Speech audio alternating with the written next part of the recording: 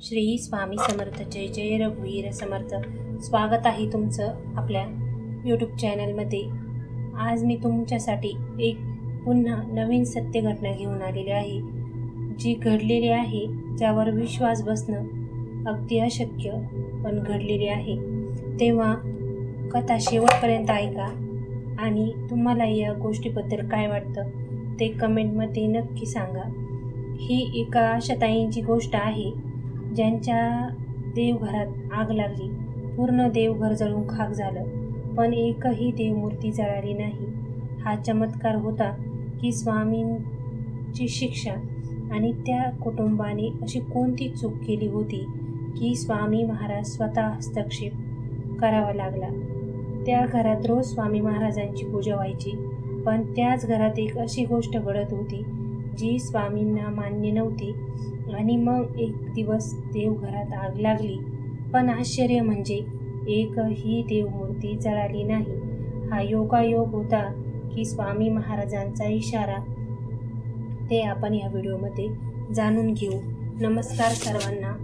तर आज या कथेत मी सांगणार आहे तुम्हाला ती गोष्ट अगदी तंतोतंत खरी आहे.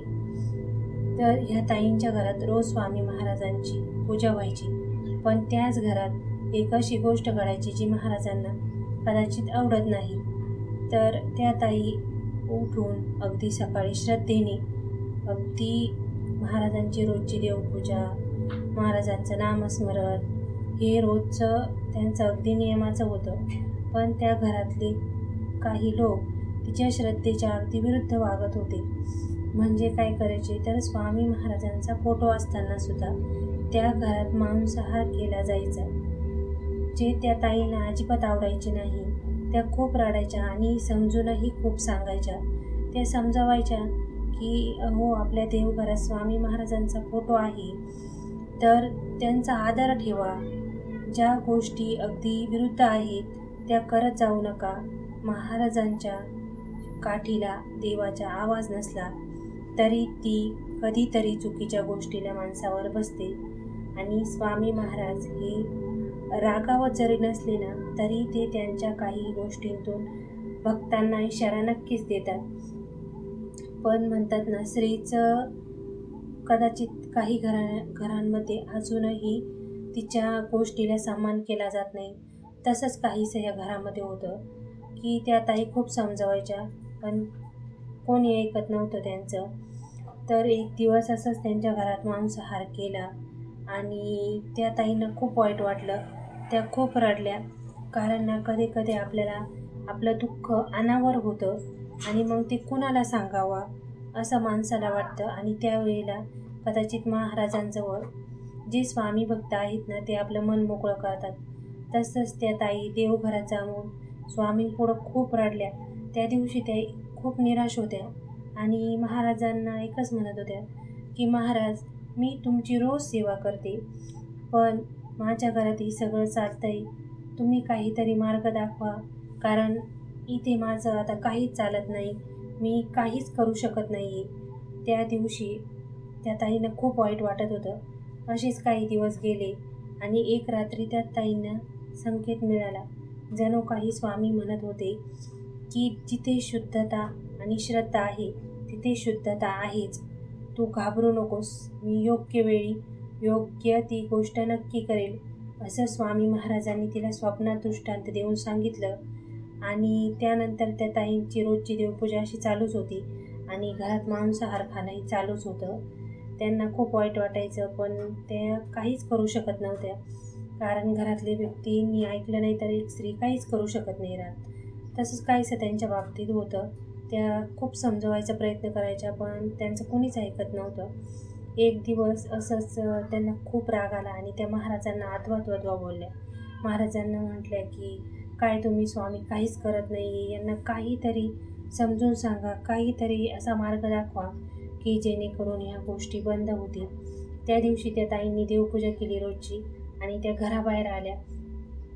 काही वेळानंतर त्यांच्या घरातून देवघरातून धूर दिसू लागला आणि त्यांची लहान मुलगी होती, ती जोरात ओरडली, आग आग आग, आणि काही सेकंदातच देवघराला आग लागली. हे घरातल्या काही मंडळींनी बघितलं आणि ते पळाले. पाणी टाकून त्यांनी ती आग विझवली. पण आग विझवल्यानंतर जे दिसलं ना सर्वांना, ते खरोखर धक्का बसण्यासारखं होतं. कलियुगातही देव आहे आणि स्वामी महाराज आहेत ना, याचं अगदी त्या प्रत्येक व्यक्तीला आलं त्या घरातल्या, जे महाराजांना मानत नव्हते किंवा महाराजांच्या मर्जीविरुद्ध काय जे घरात करत होते ते अगदी त्यांना समक्ष त्यांच्या डोळ्यात देखत दिसायला लागलं. कारण देवघर जळालेलं होतं, पण त्या देवघरातल्या एकही मूर्तीला किंवा स्वामी महाराजांच्या फोटोला अगदी खूणसुद्धा लागलेली नव्हती आगीची. हे एक 100% नाही, 1000% सत्य घटना आहे की त्या देवघरातल्या देवांना काहीच झालेलं नव्हतं. फक्त देवघर जळालेलं होतं, जे त्यांनी नंतर पाणी टाकून ते विझवलेलं होतं. देवमूर्ती अगदी सुरक्षित होत्या, एकही मूर्तीला काहीच झालेलं नव्हतं. जणू काही स्वामी सांगत होते की मी इथे स्वतः आहे.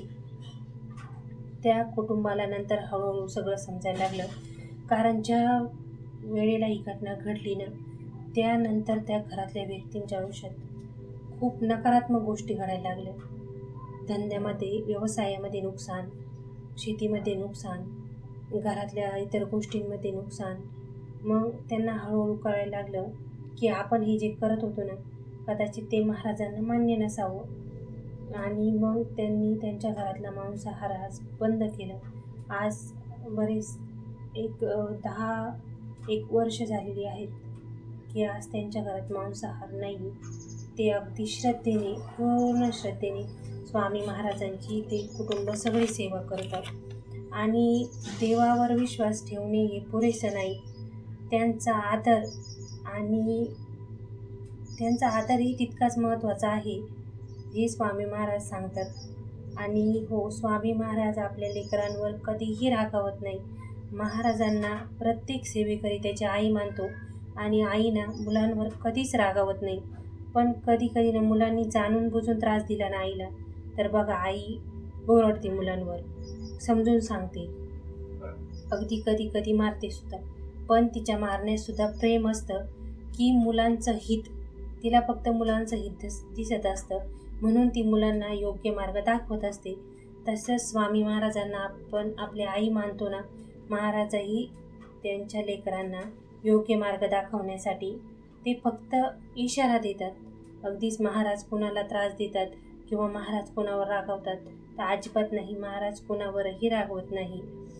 जर तुम्हालाही वाटत असेल ना की ही गोष्ट खरी आहे आणि ही गोष्ट खरंच आपल्याला ही कथा काहीतरी शिकवते, तर कमेंटमध्ये श्री स्वामी समर्थ लिहायला विसरू नका.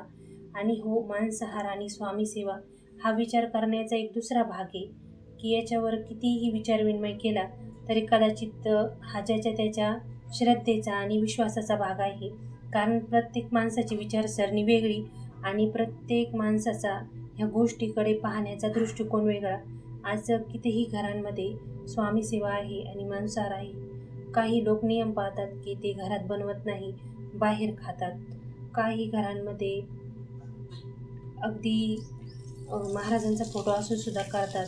तर हा ज्याच्या त्याच्या श्रद्धेचा आणि विश्वासाचा भाग आहे. एक स्वामी सेवा करताना मांसाहार करावा की नाही करावा किंवा इतर गोष्टी. पण ह्या व्हिडिओमध्ये मला एकच सांगायचं आहे की तुम्ही महाराजांची सेवा करताय ना, अगदी महिलांना सांगायचं आहे की तुम्ही महाराजांची सेवा करताय ना, करत राहा. योग्य वेळेला प्रत्येक व्यक्तीला कसं बदलायचं ना, हे महाराजांच्या हातात आहे. तुम्ही सेवा करत राहा, कारण काही गोष्ट बदलवणं हे आपल्या हातात नसतं, ते फक्त महाराजांच्या हातात असतं. आणि आपणही ते महाराजांवरच सोडून द्यायचं की महाराज तुम्ही हे बघून घ्या, इथे मी असमर्थ आहे ही गोष्ट बदलवण्यासाठी. त्यावेळेला महाराज नक्कीच चमत्कार करतात.